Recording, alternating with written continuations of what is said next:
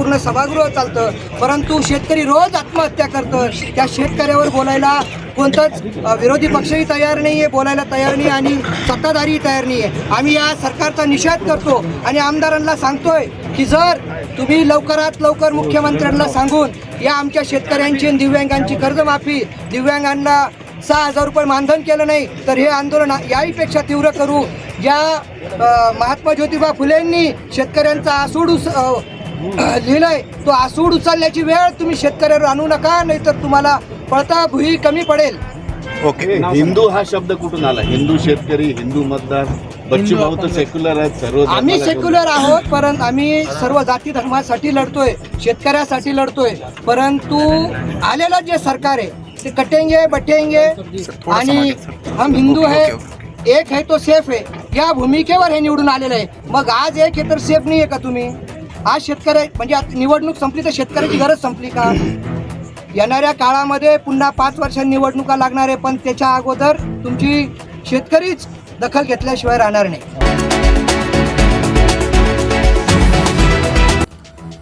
Sir, परदिवशी काही आरोपींना पकडून कोर्टात हजर केलं होतं. नेमका प्रकरण काय आणि किती वर्षापूर्वीचं हे प्रकरण आणि सध्या काय स्टेटस आहे? चेंदवन तालुका कोलाड इथे राहणारे श्याम सिद्धिविनायक बिडवलकर 2 वर्षापासून बेपत्ता झाल्याची माहिती प्राप्त होती.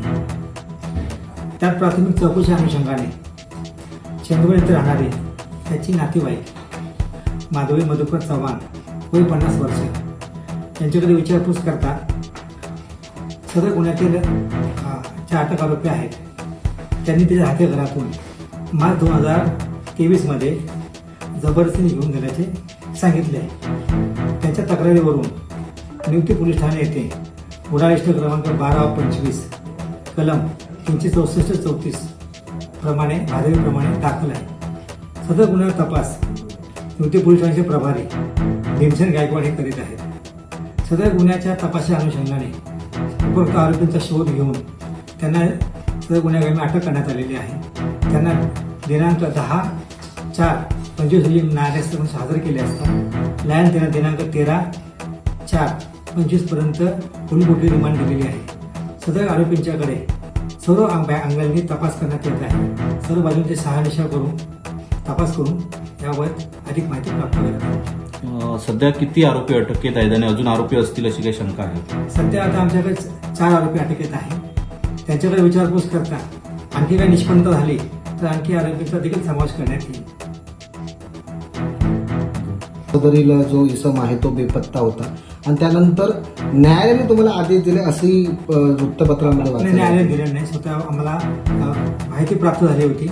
त्या अनुषंगाने कुडा पोलीस ठाणे आणि नियुक्ती पोलीस ठाण्याकडून याबाबत चौकशी करण्यात आली. चौकशी आणि त्यांची मावशी जे आहेत चुलत मामी नातेवाईक आहे त्यांच्याकडून प्राप्त माहिती अनुषंगाने जेव्हा दखलपात्र गुन्ह्याची हकीकत निष्पन्न झाली त्याप्रमाणे गुन्हा दाखल करण्यात आला. 2 वर्षामध्ये आता आपण त्याचा तपास करतो. 2 वर्षात केव्हाही संबंधित नातेवाईक आपल्या पोलीस स्टेशनला आले होते का किंवा काय? तशी काही आमच्याकडे तक्रार प्राप्त झालेली नव्हती. सर, नेमका जे आरोपी आहेत त्यांच्यावर आरोप काय ठेवण्यात आला? आता सध्या 364-34 आहे, म्हणजे त्यामध्ये अपहरण करून घेऊन जाण्याची सध्या तक्रार आहे. निष्पन्नतेनुसार आणखी कलम वाढवेल किंवा काय आपण ते खात्री करतो, शहानिशा करतोय आपण त्या बाबतीत. सदरील व्यक्ती बेपत्ता आहे किंवा अजून काही घटना घडली आहे, काय शक्यता? त्याही शहानिशा चालू आहे. आता आपण तपासांचे सर्व गुन्हे निष्पन्न होतील. सर, आपलं पद आहे? मी AGP सावंतवाडी, विनोद गोपाळ कांबळे.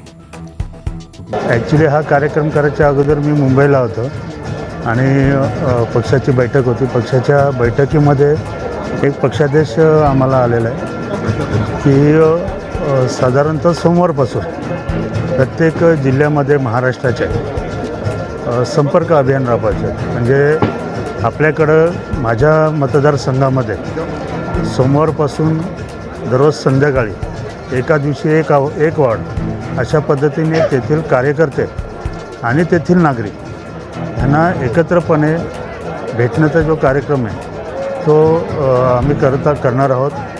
आणि सुरुवात साधारणतः टिटवाळा गणपतीचं दर्शन घेऊन तिथून या संपर्क अभियानाची सुरुवात करणार आहोत.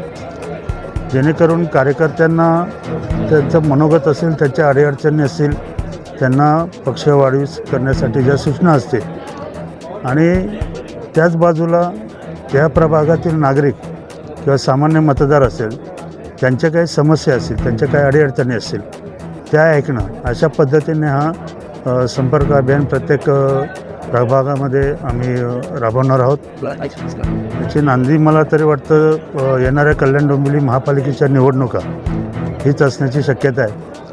पण पक्षाध्यक्षाच्या हिशोबाने हे अभियान आम्ही सोमवारपासून जे आम्ही सर्व इथे पदाधिकारी आहेत, शहरप्रमुख रवी पाटील वाढदिवस असल्यामुळे थोडे लवकर गेलेले आहेत, पण सर्वजण एकत्रितपणे हा कार्यक्रम आम्ही पूर्ण 38 वार्डमध्ये म्हणजे माझ्या मतदारसंघामध्ये, विधानसभा मतदारसंघामध्ये जेवढे प्रभाग येतात त्या प्रभागामध्ये आम्ही राबवणार आहोत.